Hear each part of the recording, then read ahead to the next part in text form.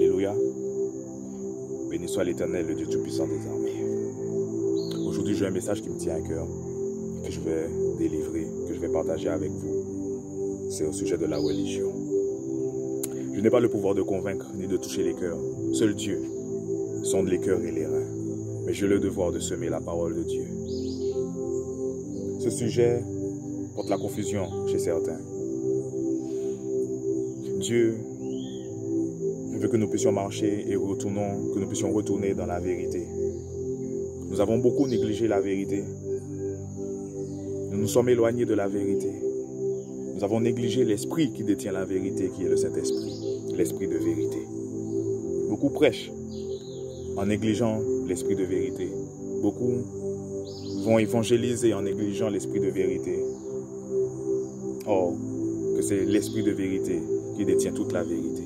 Comment nous pouvons marcher aujourd'hui et être convaincus d'être dans la vérité si nous négligeons l'esprit qui détient toute la vérité? Il n'y a que lui en fait qui peut nous conduire dans la vérité. Amen. Il n'y a qu'en lui que nous pouvons être sûrs que nous sommes dans la vérité. Aujourd'hui, nous entendons toutes sortes de prédications et nous ne faisons pas nos recherches. Nous ne demandons pas à l'esprit de vérité de nous montrer, de nous guider, de nous révéler est-ce que c'est la vérité, mais nous prenons appui sur la chair. Tout ce que nous entendons, nous disons « Ah oui, Amen ». Mais nous ne recherchons pas. Est-ce que c'est une interprétation de l'homme? Est-ce vraiment ce que tu as dit, Seigneur? Est-ce que vraiment c'est cette révélation, Père éternel, que tu as donnée? Un jour, un homme m'a dit, Dimitri, oublie tout ce que tu as appris des adventistes. Oublie tout ce que tu as appris des catholiques. Oublie tout ce que tu as appris aujourd'hui de la religion. Efface. Va dans ta chambre et demande à Dieu de te guider dans toute la vérité. Car si tu veux être sûr d'avoir la vérité, il n'y a que lui qui te dira quelle est la vérité. Il n'y a que Dieu, son esprit, qui pourra nous dire qu'est-ce qu'il a voulu nous dire, quelle était sa pensée. Je peux envoyer un courrier à un frère, à une soeur, à un ami, un long courrier. Il y a des choses peut-être qu'elle ne comprendra pas. Elle pourra demander à sa mère, à son voisinage, à son entourage, qu'est-ce que j'ai voulu dire. Chaque personne pourra lui donner son interprétation. Mais la seule personne qui pourra lui dire qu'est-ce que j'ai voulu écrire, quelle était la pensée de ma lettre, ce n'est que moi. D'accord? Donc si nous voulons être sûrs de savoir qu'est-ce que Dieu a voulu nous dire à travers sa parole, à travers sa grande lettre écrite, ce n'est que son esprit. Aujourd'hui, nous prenons appui sur la chair et nous devenons dépendants des hommes. Nous ne voulons pas être dépendants de Dieu, mais nous sommes dépendants des hommes. Si je devrais suivre une religion, je suivrais celle-ci, qui est dans Jacques 1, verset 27, où Jésus nous dit dans sa parole, « La religion pure et sans tache devant Dieu notre Père consiste à visiter les orphelins et les veuves dans les afflictions et à se préserver des souillures du monde. » Autrement dit, c'est l'amour. Nous ne pouvons pas mettre en pratique ce verset si nous n'avons pas l'amour. Et il y a quelque chose que j'ai compris, c'est que nous pouvons jouer l'amour d'une manière théâtrale. Tout le monde sait jouer l'amour. Tout le monde sait c'est quoi aimer. Tout le monde connaît c'est quoi des gestes d'amour. Un câlin, un baiser. Même Judas savait que c'était un geste d'amour. Et pourtant, ce geste d'amour a été aussi un signe de trahison. Donc, l'amour, on ne peut pas faire semblant d'aimer. On pourra, pendant un certain temps, faire semblant. Mais un jour, la réalité nous surprendra. D'accord? Et la vérité fera surface. On ne peut pas faire semblant d'aimer. C'est soit on aime, soit on n'aime pas. Je suis tombé dans une église, c'est juste un mini témoignage, qui ont dit recevoir la révélation de l'amour, du premier amour, retournons au premier amour. Ils ont compris que l'important c'était l'amour. Et pourtant, quand je suis arrivé dans cette assemblée, j'ai vu des regards revolver. On me lançait des regards. J'ai invité du monde. J'ai invité une cousine à moi qui était malade, qui avait même des pensées suicidaires. Elle n'a pas été bien reçue. Elle n'est même pas restée à la fin du culte. On peut avoir l'amour en bouche. On peut avoir le comportement de l'amour. Alléluia, viens mon frère, ma soeur, je t'aime. Mais dans les situations conflictuelles, dans les petits détails, dans les choses minutieuses, on voit qu'il n'y a pas l'amour. On ne peut pas faire semblant d'aimer. On a compris dans la parole, nous l'avons tous compris que c'est l'amour qui prime. Que l'accomplissement de la loi, c'est l'amour. Mais combien ont compris qu'ils devront rechercher l'amour et ne pas jouer l'amour?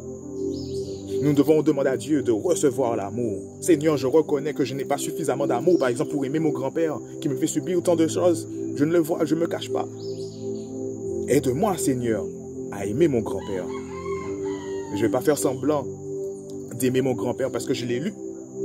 Et à chaque fois qu'il y a une dispute, une situation conflictuelle, je suis contraire à ce que je... Non. Mais je suis reconnaissant, je viens en toute liberté, je viens vrai devant Dieu, reconnaissant qu'il me manque de l'amour. Et je lui demande, Seigneur, de me remplir de son amour. Cessons de faire semblant. Aujourd'hui, les assemblées sont malades. D'accord? Et pour revenir sur le sujet de la religion, Dieu m'a montré, à travers sa parole, que jusqu'à l'heure d'aujourd'hui, les scribes et les pharisiens existent, mais que nous devons faire un choix de qui nous voulons être. Soit un disciple de Jésus qui suit les traces de notre Seigneur, soit nous sommes assis dans les assemblées et que nous suivons la voie, les traces en fait des scribes et des pharisiens. L'esprit religieux. Pourquoi je fais cette vidéo aujourd'hui? Parce que beaucoup parlent de sabbat. Je me suis rendu compte que beaucoup sont sur l'ancienne alliance. Et la parole de Dieu, elle est claire. Pourquoi moi, j'arrive à voir certaines choses et que je me dis, mes frères n'arrivent pas à lire la même chose? Pourquoi certains frères disent, oui, ils vont se priver de la nourriture, ils vont suivre un jour. Et quand moi, je lis la parole, je le lis, que oui, dans l'Ancien Testament, il y avait ça, ça, ça. Mais quand je lis le Nouveau Testament, je comprends en fait qu'aujourd'hui, nous sommes sur une nouvelle alliance. Pourquoi eux n'arrivent pas à le comprendre et à le voir et à l'accepter? Mais en fait, Dieu m'a montré, c'est parce que tout simplement, il y a un esprit d'aveuglement. Il y a un voile. Et il n'y a que lui qui peut ôter ce voile. Mais moi, je partage cette vidéo, ce message pour quiconque veut l'entendre. Que tous ceux qui ont des oreilles pour entendre la vérité. Entendre la vérité. Pour tous ceux qui ont des yeux pour voir, voient la vérité. Dieu nous dit dans sa parole, dans Corinthiens, mais ils sont devenus durs d'entendement. Pardonnez-moi, dans 2 Corinthiens, chapitre 3, au verset 14. Mais ils sont devenus durs d'entendement, car jusqu'à ce jour, le même voile demeure quand ils font la lecture de l'Ancien Testament. Et ils ne se lèvent pas, parce que c'est en Christ qu'il disparaît. Jusqu'à ce jour, quand on lit Moïse, un voile est jeté sur leur cœur. Mais lorsque les cœurs se convertissent au Seigneur, le voile est ôté. Amen. Oui, jusqu'à aujourd'hui, Dieu nous parle qu'il y a un voile. Un peu plus haut, au verset 3, toujours du chapitre 3 de 2 Corinthiens, Dieu nous dit que nous sommes manifestement une lettre de Christ écrite par notre ministère, non avec de l'encre, mais avec l'esprit du Dieu vivant, non sur des tables de pierre, mais sur des tables de chair sur les cœurs. Cette assurance-là, nous l'avons par Christ auprès de Dieu. Ce n'est pas à dire que nous soyons par nous-mêmes capables de concevoir quelque chose comme venant de nous-mêmes. Notre capacité, au contraire, vient de Dieu. Amen. Il nous a aussi rendus capables d'être ministres d'une nouvelle alliance, non de la lettre, mais de l'esprit. Car la lettre tue, mais l'esprit vivifie. Pourquoi je comprends ce verset? Et pourquoi je le partage avec les adventistes s'ils ne comprennent pas, par exemple? Tout simplement, la vérité, il faut la recevoir. La vérité, il ne faut pas la camoufler. La vérité, tout simplement, c'est parce qu'il y a un voile. Je parle avec des adventistes, je parle avec des religieux, je parle avec beaucoup de frères et de sœurs. Et je me rends compte en fait qu'il y a des fois, la vérité, elle est là, elle est percutante. Tu le lis noir sur blanc comme moi. mais elle ne fait pas le même travail là. Malgré ça, tu arrives à rester quand même et tu arrives à analyser ta parole en disant non, analyser la parole en disant non, c'est pas ça. On veut méditer sur la parole, on veut trop raisonner sur la parole de Dieu. Il y a un autre passage, pour moi qui est plus percutant, le sabbat.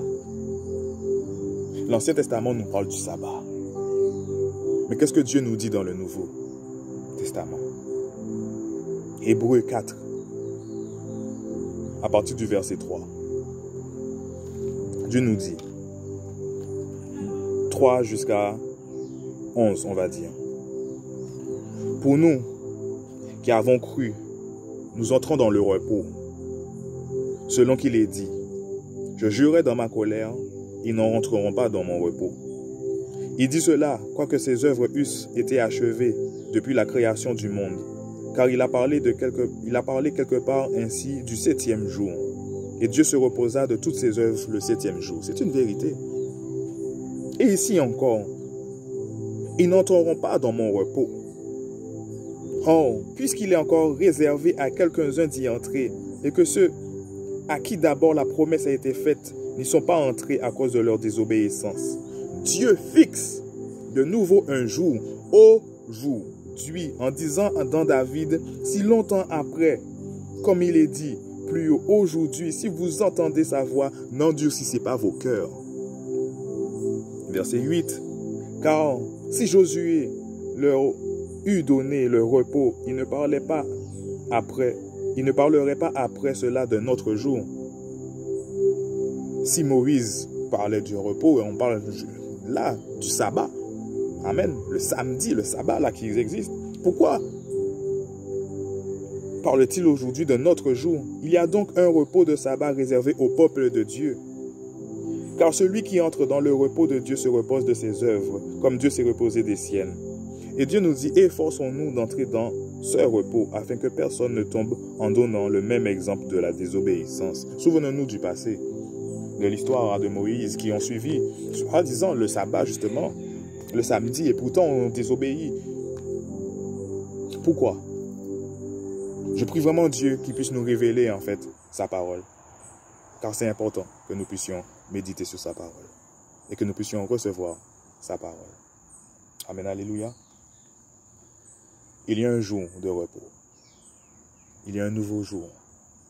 Et il nous dit aujourd'hui, si tu entends sa voix, n'endurcis pas ton cœur. C'est dans ce repos que nous devons rentrer. Dans ce verset, il est tout écrit. Tout est dit. Pourquoi? Quand je le lis, je le comprends. Et pourquoi, quand j'en parle avec des frères et des sœurs, par exemple de la religion adventiste, pourquoi ils ne la comprennent-ils pas? Amen. Donc, je partage ce message avec quiconque veut l'entendre.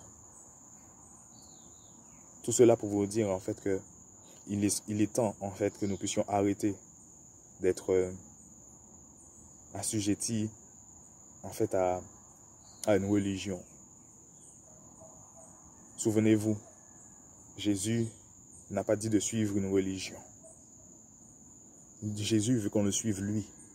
Nous sommes l'Église. Il faut que nous puissions briser en fait les briques qui sont dans nos têtes. Les 4 murs qui sont dans nos têtes. Car lorsque ces 4 murs seront brisés dans notre tête, je pense que l'esprit de la religion aussi sera brisé. Il faut que nous puissions retourner à l'évangile pur, qui est révélé par l'Esprit de Dieu. Nous avons tellement pris appui sur la chair, sur l'homme, mais nous ne savons pas qui est qui devant nous. Nous ne savons pas s'il prêche avec l'esprit de la vérité. Je ne dis pas cela pour que nous puissions vraiment douter. Mais si nous doutons des hommes, ne doutons jamais de Dieu.